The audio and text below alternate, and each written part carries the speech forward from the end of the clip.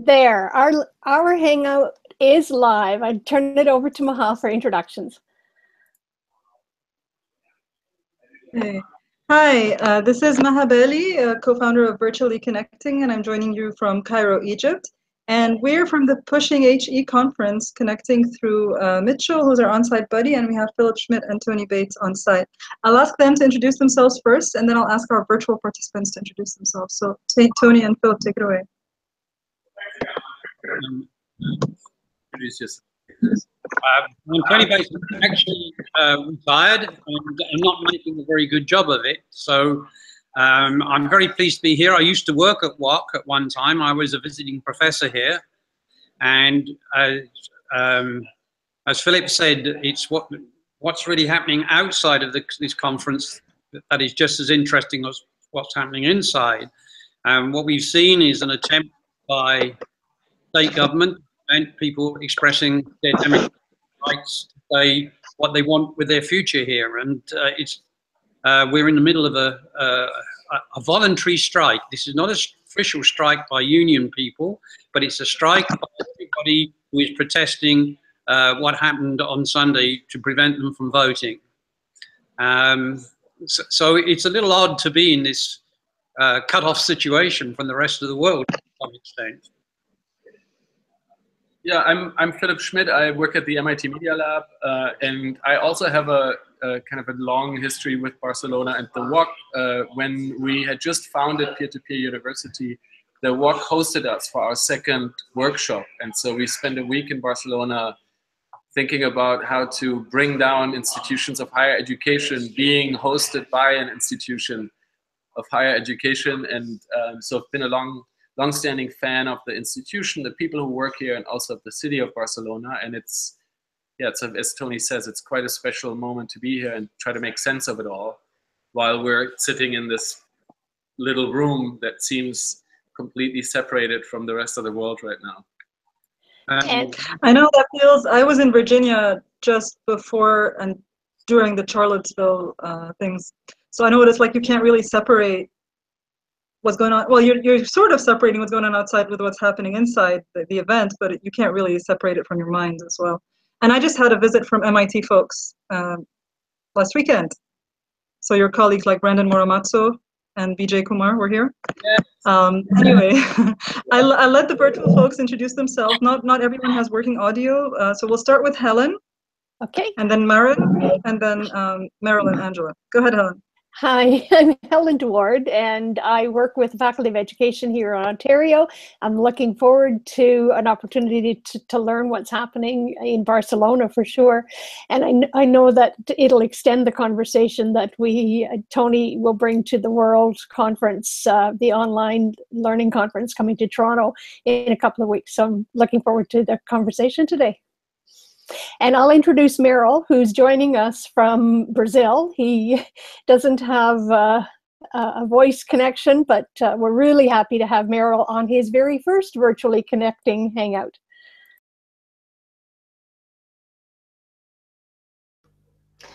Hi there, as I said earlier, I'm Maren Deepwell. I'm from Oxford in the UK, where I'm joining you in Barcelona from, and I'm the CEO of the Association for Learning Technology, an independent membership body, and we work across HE and FE in all sectors of learning. So I'm really interested in hearing a little bit more about the day, and I also have a question.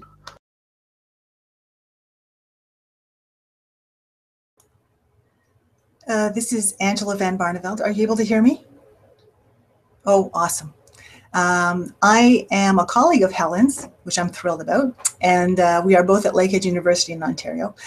And my area of work is instructional design and online learning. So I'm very excited to see what we talk about today. Looking forward to it. Okay, Maha says her bandwidth is causing some concerns for her, so I'll take lead and maybe just ask the two folks from on site how things are going with the symposium, with the conference in Barcelona, and some of the key issues, ahas that are coming out of what you're talking about there. Well, one quick question. I think there's one more person that joined us. Did he get a chance to introduce himself? Or did I miss that? Mitchell. no, that's you. Nope, there's no one else. You're Mitchell there. Oh, that's us. Okay, we're That's Mitchell. you guys. You're Mitchell. Right. Well, I mean, I think just maybe random impressions. I thought it was a really, we actually met last night for dinner, and it felt a little bit like we started the conversation there, and it's kind of carried on through dinner, through the walk, back to the hotel, through the walk here, the whole day at the conference. And, you know, the theme was pushing the boundaries of higher education. And I felt that all the speakers had very interesting and interestingly different perspectives on higher education, on what it means to push the boundaries. And, you know, I personally enjoyed this much more also because of the format that the sessions took. It was still panels, but it was more you were forced to respond to each other. And so there was a little more natural conversation than in a typical panel where you have, you know, 15 minutes, 15 minutes, 15 minutes, a few questions at the end. I think we ran over quite a little bit, not paying attention to the time, which in some ways is a good sign that we just, you know, we had so much to talk to each other about. But I'll stop there. I also have some kind of reservations. I feel like we didn't quite get far enough in some areas, but I wonder what your takeaways are. Well, I think there's a couple of issues. I think I would say that there is a huge potential for change in universities, that we could be designing universities or having universities that are much more student-centered, more relevant than they are at the moment. But there's a huge way to go to get there. And there are many, many barriers that are stopping such innovative institutions. So that's a sort of pessimistic view, but the optimistic view of mine is that there is a lot of progress being made in small steps. And if you take a longer perspective of where we've come over the last 20, 25 years, I think the universities in particular have just really started to move rather than resisting the change. And I've been going around Canada talking to professors who've been teaching, and I am seeing online learning now actually impacting in the classroom and leading to changes in professors' approach to teaching and learning. And I think that's a very optimistic sign. And so long as we're not too impatient and expect huge changes as a result. So it's a question of whether the institution should be disrupted or whether they should change gradually. And I'm not a disruptor. I think there are many good things about a university, and we have to be careful we don't lose the good things about them, but they do need to change. So Angela has a question that she's put in the chat, so I'll give her a chance to ask that, and then Meryl's question will be up next. Thanks so much. Sorry, I'm a newbie at this, so I might be putting things into the wrong place at the wrong time. But the question is, Tony, you mentioned about there are aspects that are irrelevant in the current state of higher ed, and I'm wondering could you share what some of those irrelevant aspects are? I'd be really curious. Thank you. Well, I wouldn't say they're irrelevant. I would just say they're more inappropriate. The best way I can explain that is I think that we need to focus much more on intellectual skills and not so much on content, although you can't really separate content and skills out too much, but it's a question of emphasis. So I would like to see a better understanding by faculty and a better definition of what kind of skills they feel students need when they leave, and how they're going to do the teaching that will encourage the development of those skills. Because those skills are not one-off things you can teach. You have to learn them over practice and over a period. So rather than thinking of courses, for instance, we should be thinking of programs. And how over a program can you get a student from a very low level of skill to a very high level of skill in things like problem solving, critical thinking, and so on. So I think if I can chime in, and maybe I wouldn't consider myself a disruptor, but I do like to build things that are new and look different than the status quo. And I think there are some things that are maybe irrelevant or inappropriate. I'm not sure what the word is, but for example, I think lecture halls for more than 100 people are irrelevant. I think a curriculum that forces every course to have the same amount of hours and where everyone has to learn at the same speed is irrelevant in the world today. I think forcing everyone to pick a discipline and then stay in that discipline is inappropriate. So I think there's a ton of stuff that we just do. And actually, so I'm a huge, I think like Tony, I agree, I'm a huge fan of the idea of the university, of the idea of higher education. But I feel like the system, there's so many things we've, over time, you know, they've evolved and we started doing them probably for good reasons. And now we just do them because that's how we've always done them. And so I feel like there really is need to push a little bit on the system, because otherwise I would rather have people who, like the people who were here today and the people who are on this hangout, to be the people who are building the new university than the Silicon Valley funded startup companies, because I think they come at this problem with very different values and goals. But we do have to move faster and do more if we want to prevent them from taking over. So both of you, I see, talking about this being an iterative, evolutionary type of a process for both faculty and students within kind of almost an interdisciplinary model for learning at higher ed. Does that sound right? Yeah, it's a question of how quickly our existing institutions can change, or whether we I think that the problem with building new ones is, first of all, they have a huge disadvantage in terms of legacy. And what they tend to do, a new institution tends to try to be like the old ones so it can get the same kind of reputation. So everybody has to be a big research university to succeed. And I think that's unfortunate. I've actually worked for 2 institutions that have been closed, that were new institutions. And when a new government came in and they were looking to save money, instead of chopping one of the old institutions that hadn't been doing very well, they chopped the new ones, mainly because they didn't have a large number of students and a long history. So it was easy to do that. But I think that, and the thing that's disappointed me, if we look at this institution we're in now, WOC, that was created by a government 20 years ago. And it was the first online university. I haven't seen anything really brand new like WOC since then, a completely new university built with a different model altogether. So I think that governments have been a little bit too cautious in the past in actually encouraging the development of new institutions that are built for the 21st century. And we just had in the States a very interesting thing. We have I'm not a great fan of competency-based learning, but there's a university called the Western Governors University, which has been very, very successful in terms of the response to their students and the competency of their effectiveness in teaching. But it's been actually heavily criticized by a government auditor because it doesn't meet the traditional standards for a university.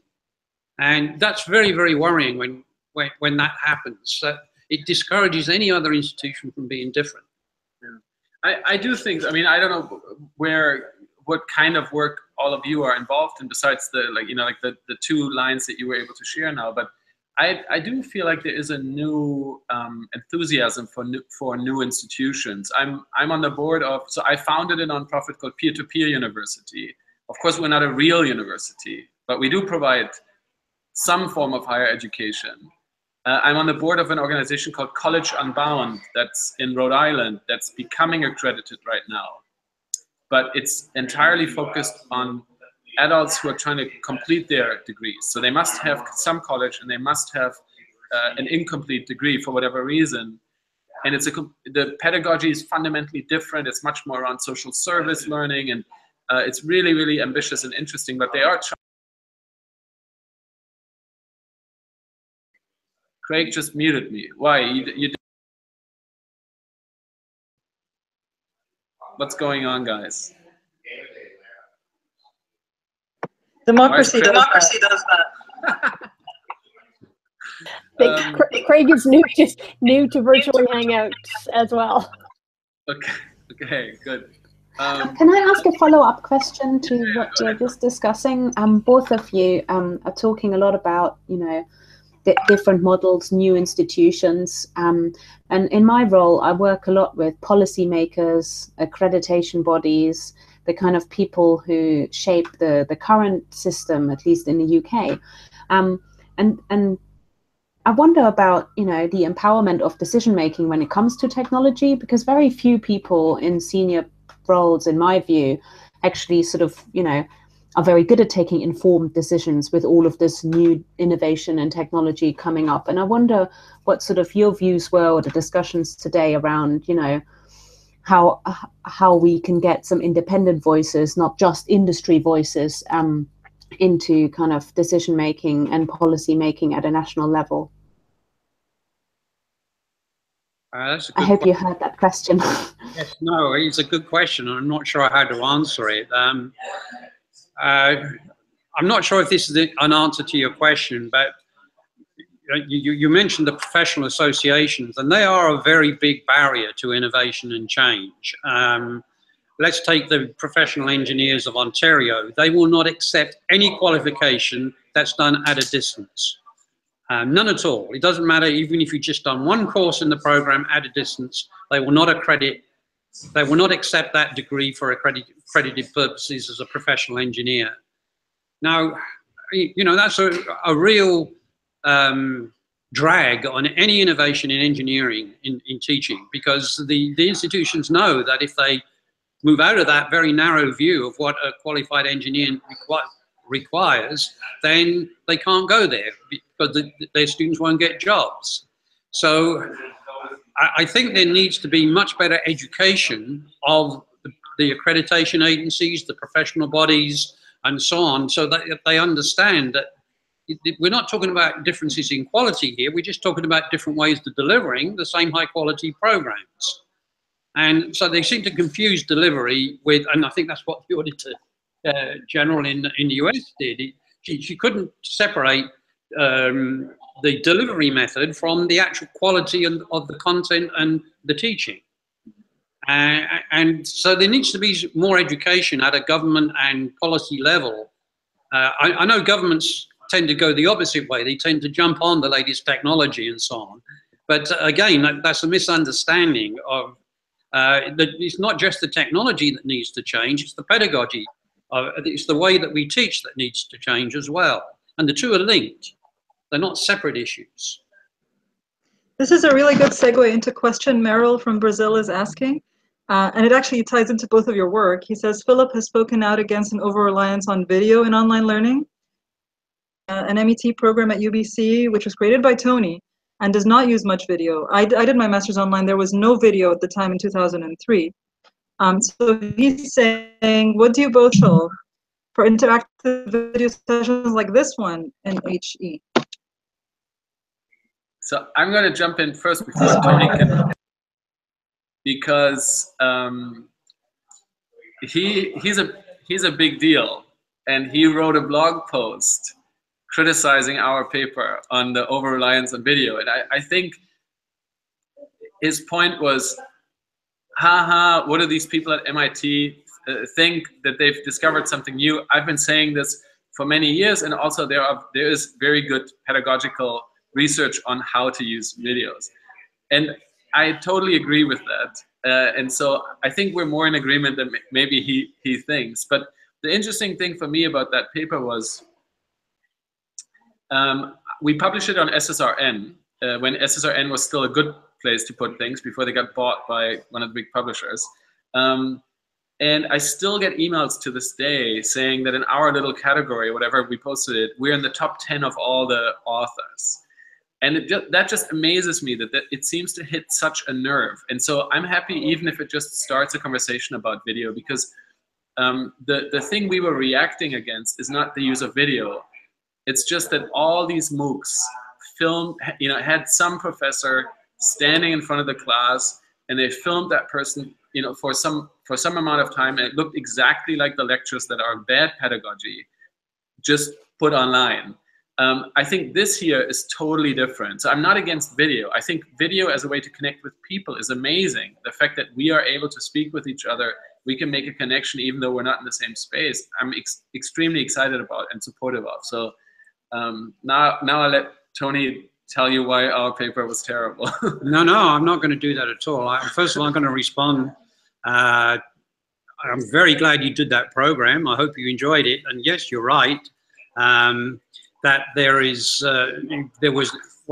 video around in 2003, and certainly if I was redesigning that program now, I'd do it differently, because we have, at that time there was no broadband internet, and that program was meant to be international, so you could take it from anywhere in the world. So streaming with video then was much more difficult than it is now. And secondly, like Philip, I'm not a great fan of video recording of talking heads. I think there is a point, or it's very good if you're introducing something to see a person and hear them for 2 or 3 minutes, but then video can do so much more, and it can actually take you to places that you couldn't take if you're in a lecture theatre, for instance. And that's where I really want to see video being used for, is bringing experiences that you can't get in the lecture theatre, and it's very good for doing that.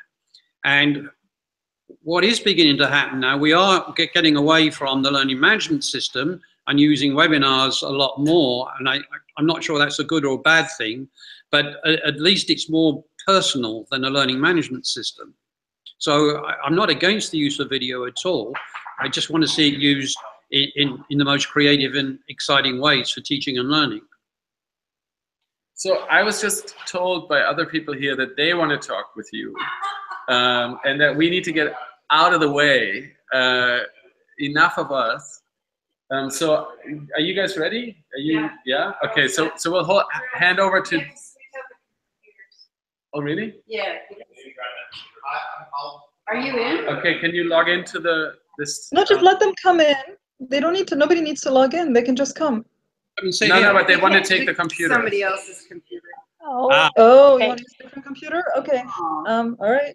So I just sent the link to someone. So who asked before we lose Tony, I'm just going to put a little plug in. I'd like to do a continuation to this conversation with you when you're in Toronto at the World's Global Conference. We can set up a VC session with you while you're there. Thanks. Bye. Bye. Okay, I'm just going to pass on the link. Hey, Mitchell. Okay, but we never said hi to you live, so say hi to the audience. Hi, Mitchell. Hello, how are you guys doing? Great to see everyone. Okay, so you're switching computers, aren't you? Yeah, I'm just going to pass the link on. We're just going to continue broadcast. Great. Yeah. Craig, is your audio working? Do you want to try talking?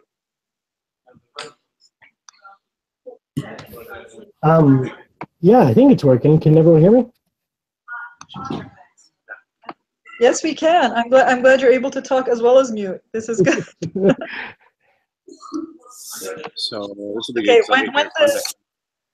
good. When the next set of guests come in, we'll introduce ourselves again because they haven't met us, right? I will ask them to introduce themselves, and we'll introduce ourselves. But they're switching computers on site, so we're waiting to find out what that is. Message.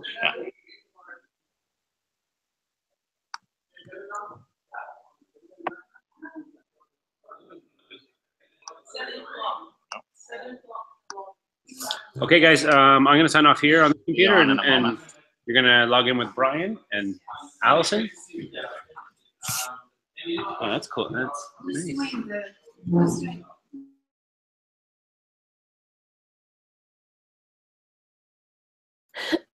Looks like we lost them.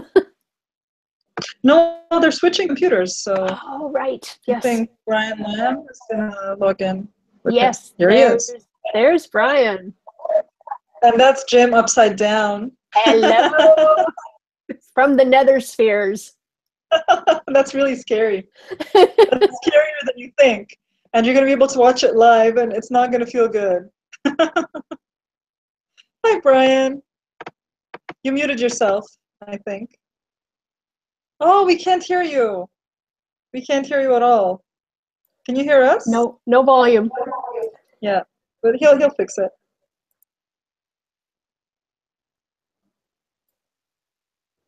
It's just a little splot. It's a little splot. No audio. Nope. He's saying how about now, but no, we still can't hear you. We can lip read really well, but we can't hear you. I'm guessing he can hear us, right? Yeah, leave and come back. That's good. He's really good with the lip sync. I can tell what he's saying. So this format is a little bit tricky with people coming in and out. So the conversation breaks, and then the people coming in don't know about necessarily because they might have been having a break. So I think we give them a chance to sort of just recap the conference from their perspective, and maybe they'll. And Meryl had a question earlier, much earlier in the conversation about social media and what's happening in Barcelona. So we should probably find time to ask that as well. Brian, I still think we can't hear you. No. Yeah, now you muted yourself too, so we're definitely not going to hear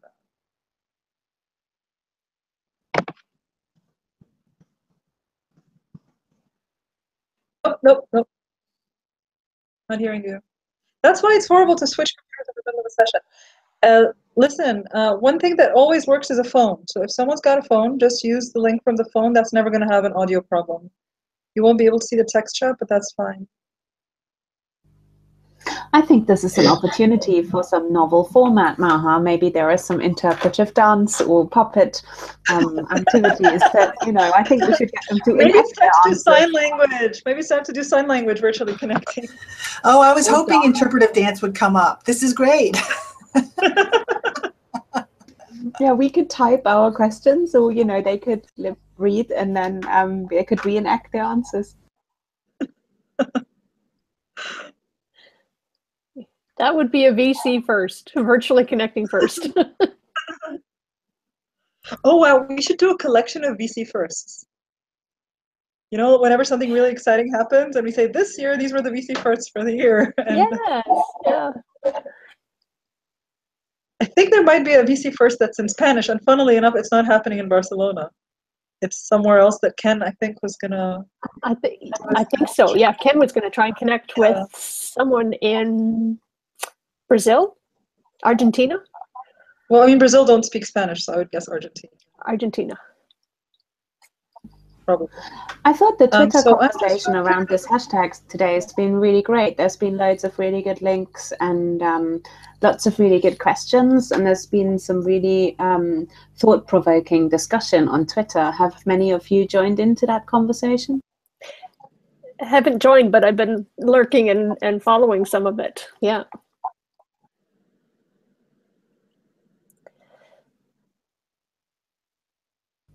It's my first time of reconnecting virtually. Like usually I've done it the other way, like where people have dropped into things where I was at.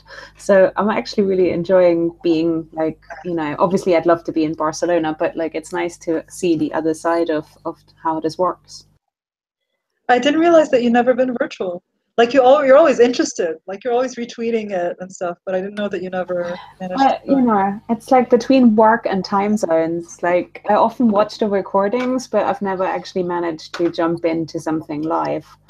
Well, jump in, because we've got a couple of conferences coming up. There's one later this week at DML conference, and we've got Open Ed next week, and then the ICDE conference in Toronto the week after. So we've got lots coming up.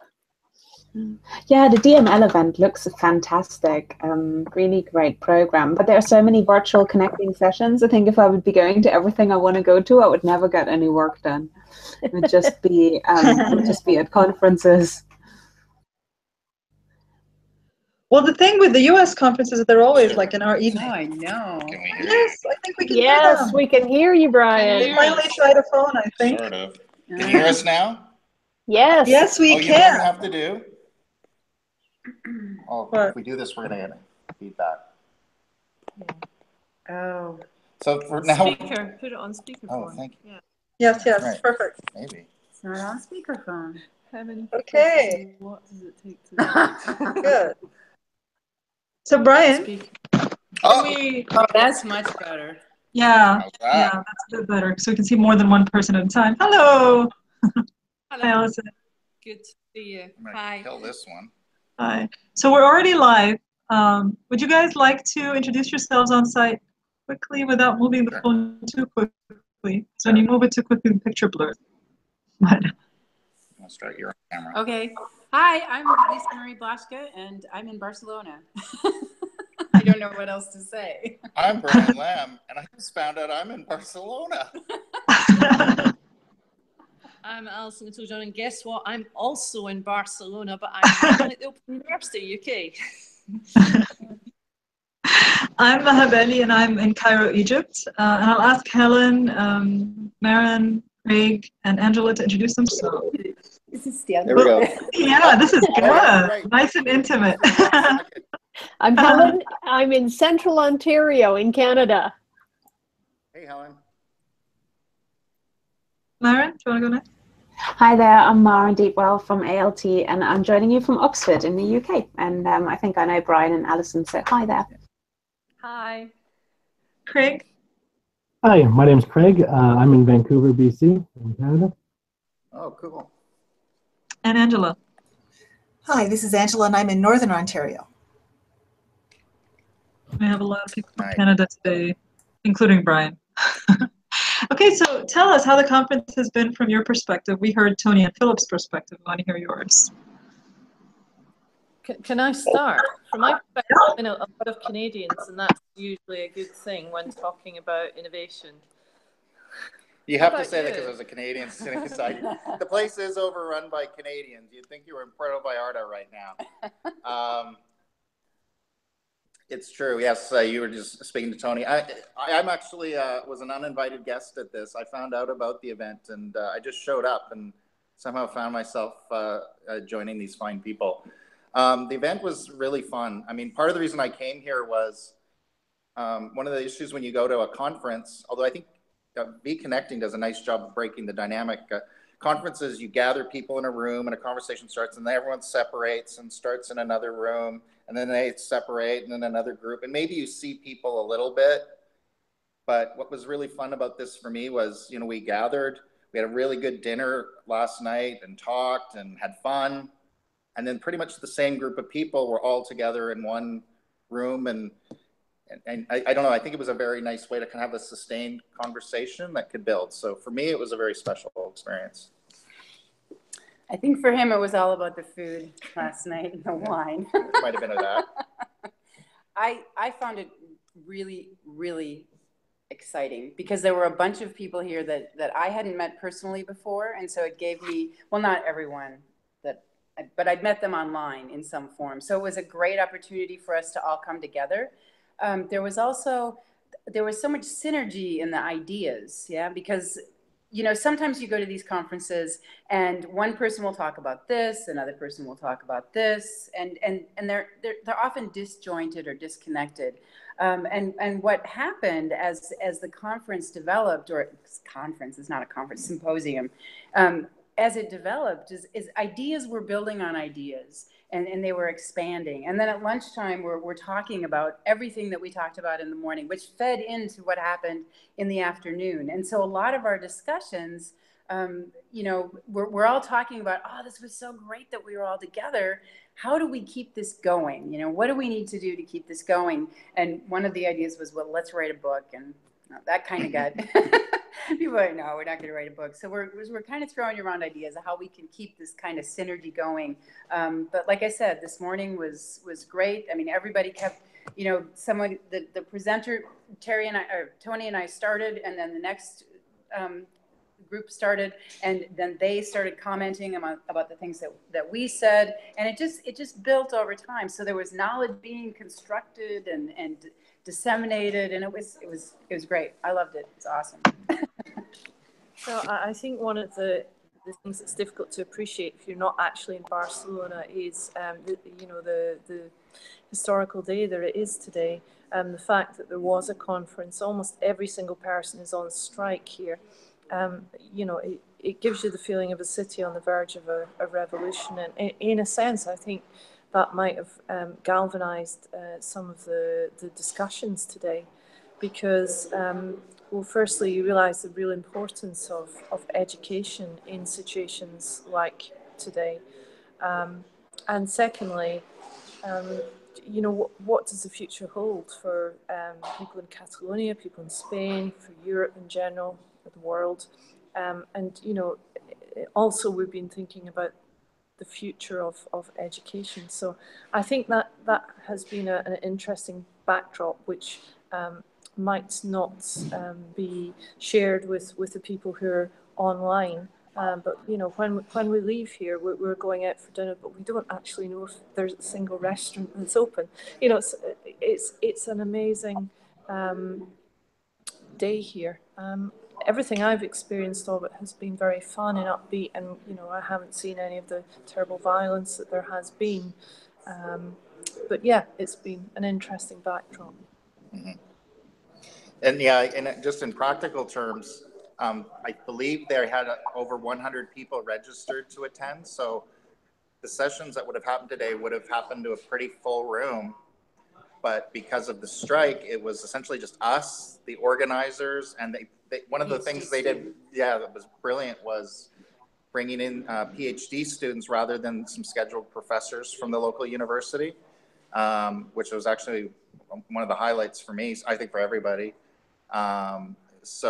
But it created a very different dynamic in the room because we were really just talking to each other as opposed to performing or trying to project to a room. I thought you performed. I thought you did a nice job performing, Brian. I pretended I belonged here. I guess there was no one to that. So yeah, I don't know if you guys have more to say, or we can. No, do they have questions or comments? There was actually a question earlier from Merrill, and unfortunately he can't ask his own questions, but he did put it in the chat window about the social media tech dimension to the current political situation that you're experiencing.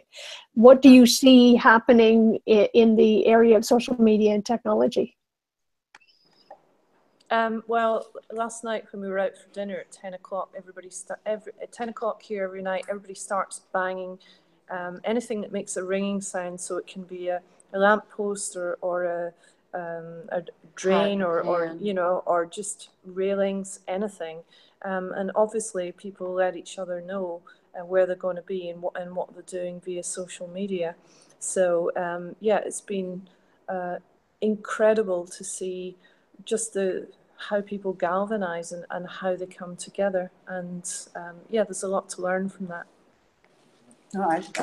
There was one element, and this is a very trivial one, but throughout the last few days, the Twitter feed from the people we're with, you know, has just been filled with, well, you know, a couple nights ago, images of shocking violence against people that wanted to vote.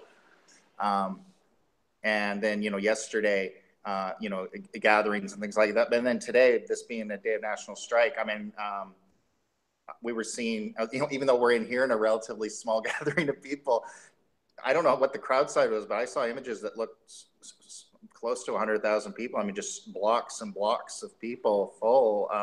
And yeah, there are a lot of people here who are not sure if they're gonna be able to drive home tonight because the roads may be blocked. And as Alison mentioned, apparently Barcelona, no restaurants, which is just a concept I can't even conceive of. It's like saying there's no architecture here. Yeah. Oh, we got sandwiches. We do, because we had catering for 100 people. Yeah. So yeah, we will have cold sandwiches. But the one thing is that we leave. You know, some people are leaving tomorrow or towards the end of the week, whereas you know, the people here have to resolve a very complex situation. So that's something to think about. Mm-hmm.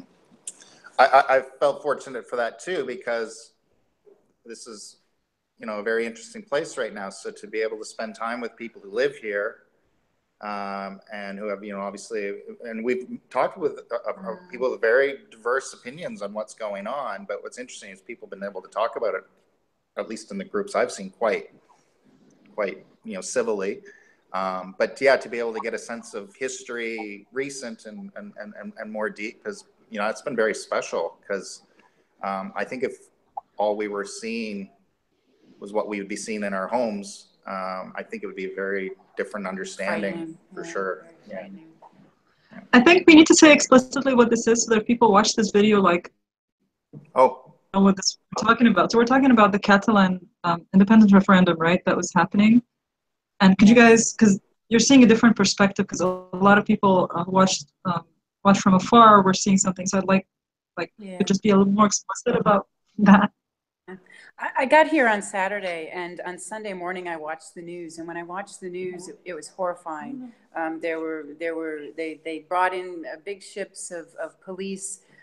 They came off of the ships. They drove through the town. They showed images of peaceful protesters being beaten by the police, violently being beaten. And my first reaction was, I can't go out. I mean, this is too dangerous. But I did, because I'm just that way.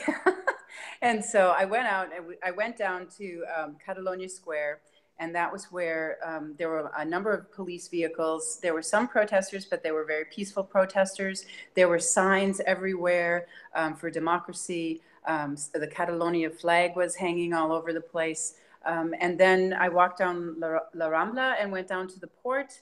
And then, but it was, I mean, there wasn't anything that where you had fear, where you thought, oh, I need to go to a safe place.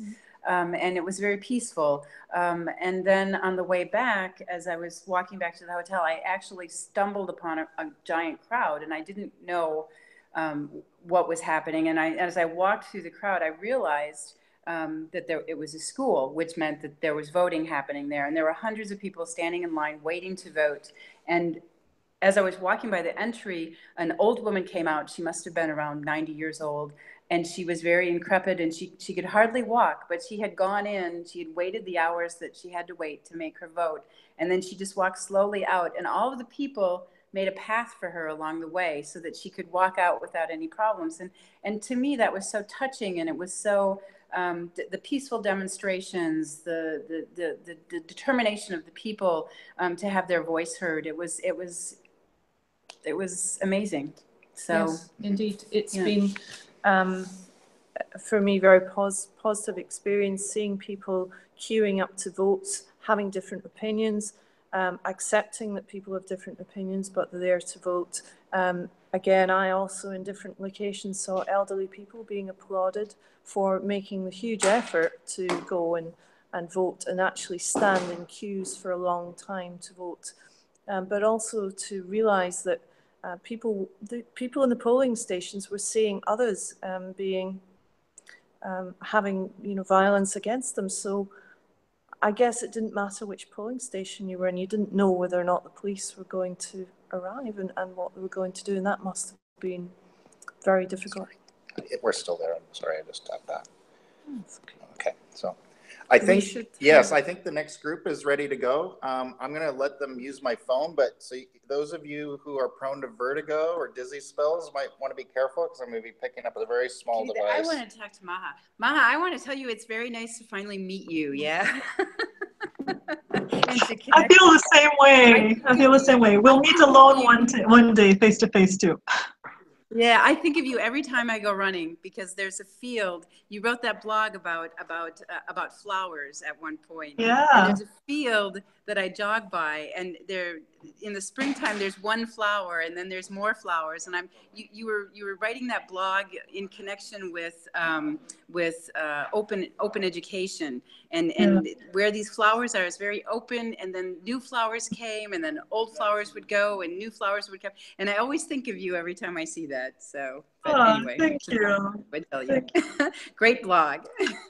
Thank you. Bye. So good to see you. Take care. So Yishay and Rikke. Yay! Yeah, I've just opened my laptop, so I think it'll be nicer if we have a larger screen. I sent you a Twitter DM with the Hangout link. Okay. If you don't have it. Yeah, I have it somewhere, but DM would be quicker. So give us 1 second and we'll give you a minute. We'll chat while you guys figure out what you want to do. I think this format is really interesting with guests coming in and out and how the conversation, it's like, wow, it's like a party happening every few minutes. Yeah, it's like the hallway group is shifting. One's moving off and one's joining the conversation. It's very interesting. It's like a serial party, right? I mean, you have sort of people coming in and out. It's just there's some boring technical stuff. I can here. take over the conversation until you're ready. And yes, please hold the fort. I'll hold the phone and the floor. Yeah. What have you been talking about? I think the conversations there have definitely been impacted by the context in which they're holding the symposium. The conversations are obviously very different than what they anticipated they would be. And I didn't realize. Go on. Sorry, Maha. Go ahead. Well, I was just thinking if you had been watching some of the conference online as well. Maren has. She's been watching Twitter, I think. Yeah. So is there something that is of particular interest to you that you find intriguing or provoking or annoying or? I thought there seemed to be a discussion about learners and empowering staff to use the technology or set up the technology. Like I was hearing echoes of the sort of discussion around domain of one's own, and I heard Brian Lamb and Jim Groom on Twitter kind of referencing that. And I think Yishay joined into that conversation about teachers' power over their technology. And I was keen to hear a bit more about that because I thought that was a really pertinent point for me. Yeah, so I think, Jim's great and Brian's great, and they make a very strong argument for, this concept of domains of one own. And it's not just a technological argument. I mean, it's a sound, value-driven, pedagogical idea there. The challenge I see is that, we've been in this conversation for long enough to get it. But, the people we work with, they're coping with much more fundamental issues. As I said, my staff are coming to me because they can't get their PowerPoint up on Moodle, right? So talk to them about domain of one's own. I mean, it's like, it's science fiction. So we had a conversation about how do you actually make those ideas, not the technology. The technology is, I think anyone should be able to kind of master the technology, but how do you get the ideas over to people who just haven't been with us through these conversations for so many years, right? I don't know. I mean, what's your experience with this, Maha? I don't know, with your colleagues, when you come with your crazy ideas about, hybridity and technology and all that, how do people around you react? It takes them about 5 years to catch up, I think. But we got you guys started talking right away without giving you a chance to introduce yourselves. So I'm gonna ask Rikke and Yishay to just introduce themselves very quickly, and I'll let you know who's virtual, and I'll answer that question again. Okay. So we should introduce ourselves. That's what you're saying, Maha. Very quickly, yes. Very quickly, yeah. So we prepared some signs. Well, my name is Rikke Toft Nørgård.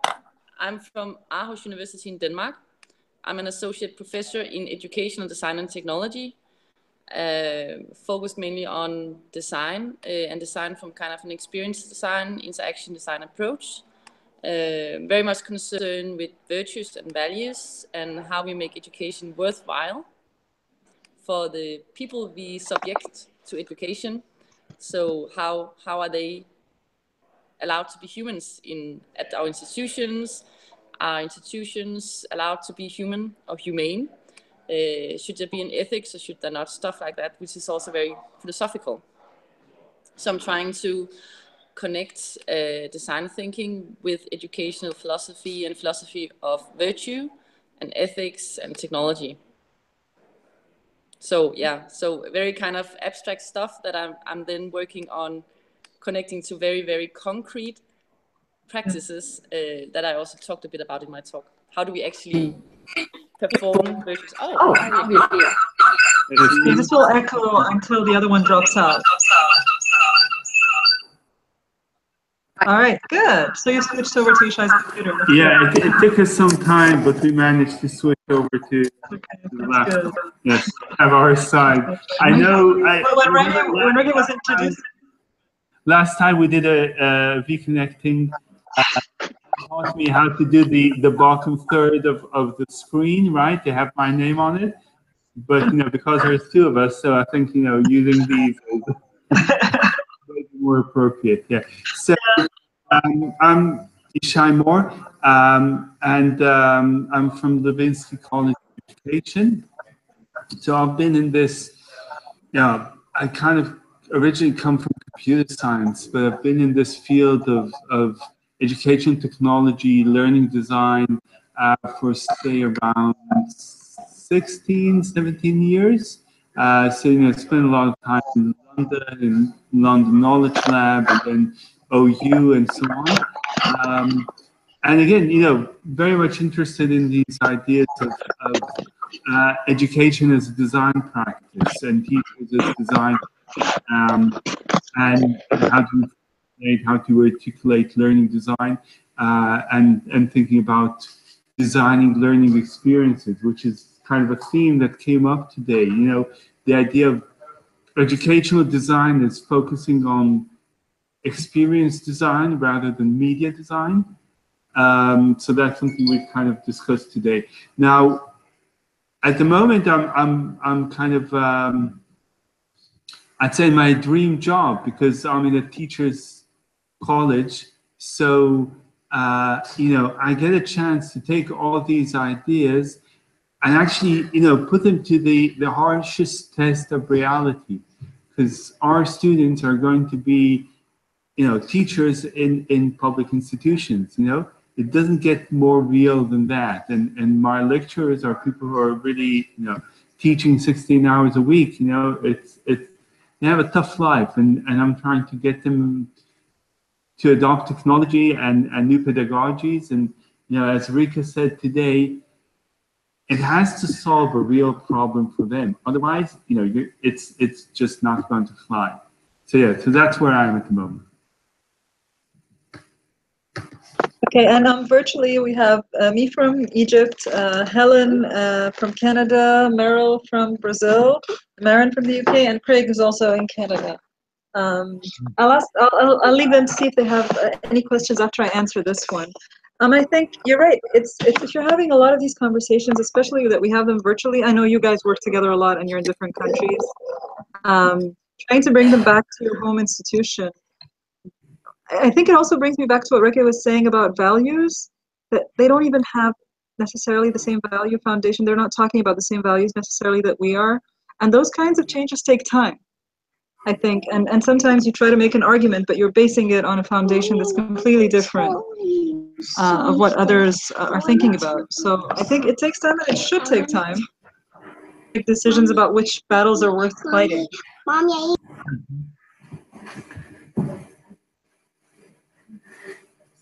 Yeah, I think, you know, the point, well, do you want to talk about values?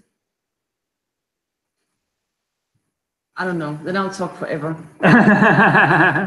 But I think, you know, values is something that, you know, we need to put our values on the table more.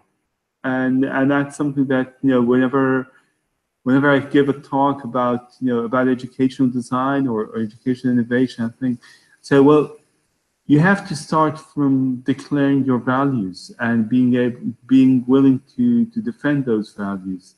And,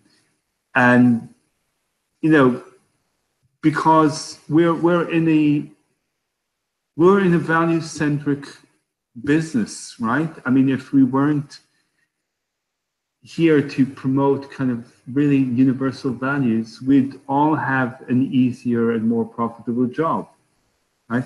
So we need to be upfront about that. And even if our values diverge, that's fine, you know, but let's put them out there and have a discussion. Well, I also think that's actually for me, one of the biggest problems in higher education. So I do higher education faculty development, and besides teaching students and teaching with students and partnering up with students.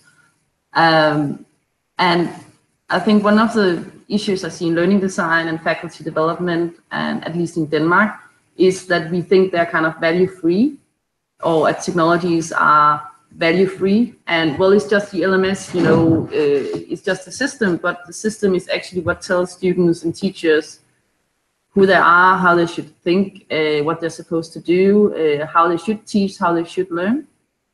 And I think we should really start focusing on the whyness of education, as I call it. So why are we at the university as students? Why are we at the university as teachers? What are our dreams for teaching? How do we then use technology again to enable that? Because if I can see as a teacher that I can allow myself to speak out my pedagogical dream, and if students are allowed to speak out their learner dream, and we can make that connect and then use technology to promote and support that, then technology becomes valuable for me, but not before.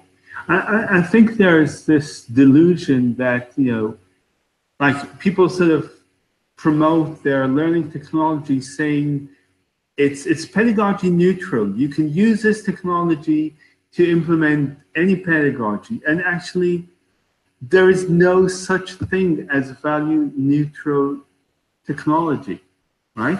So every bit of technology we use embodies the values of the people who created it, unless we come and divert it and subvert it and take it somewhere where the people who created didn't intend it to be.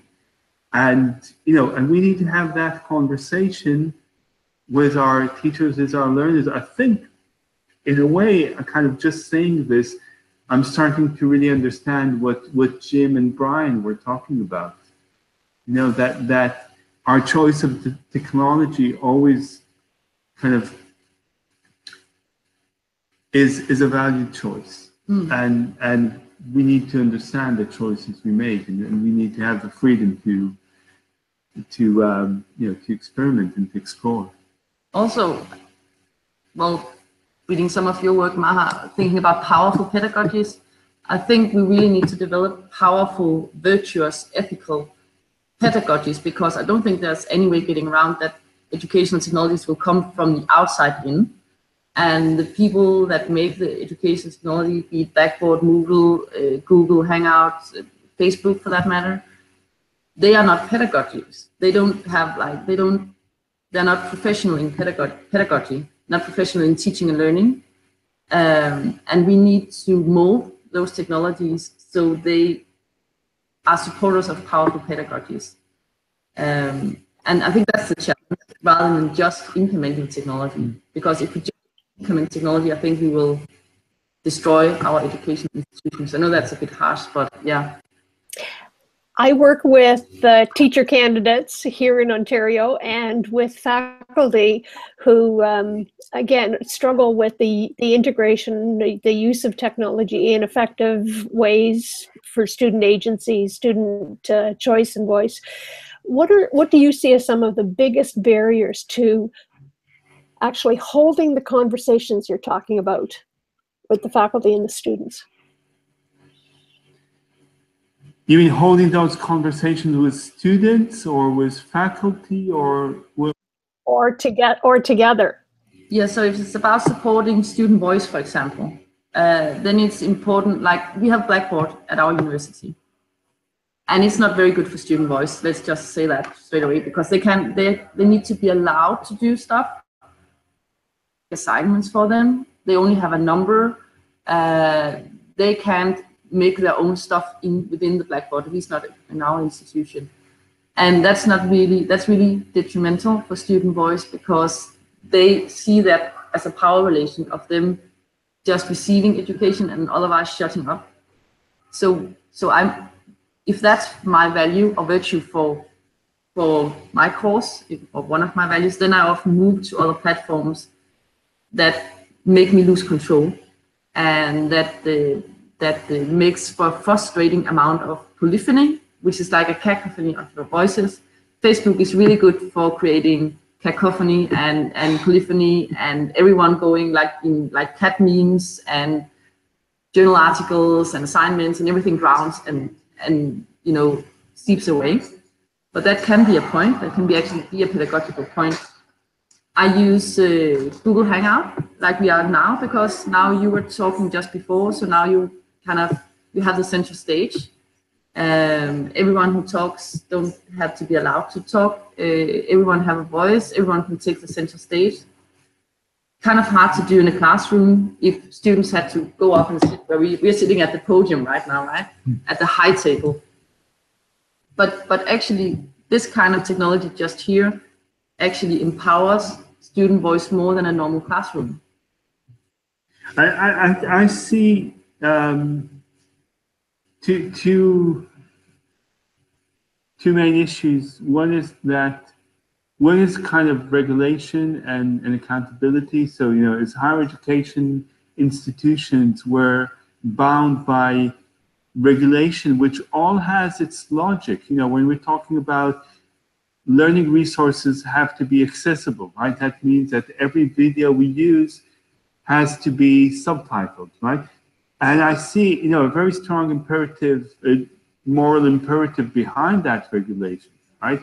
But that kind of makes, you know, these sort of unplanned, free-flowing, kind of eclectic, open, or hybrid interactions much more complicated, because, you know, you can't just start a Hangout and then put it into your Moodle because it's, you know, it's not subtitled, or you haven't verified the content and you don't know what students would say, and they might be violating some kind of norm or something. So that's one barrier. The other barrier is sort of the surrounding and kind of dominating discourse around education as a consumer market.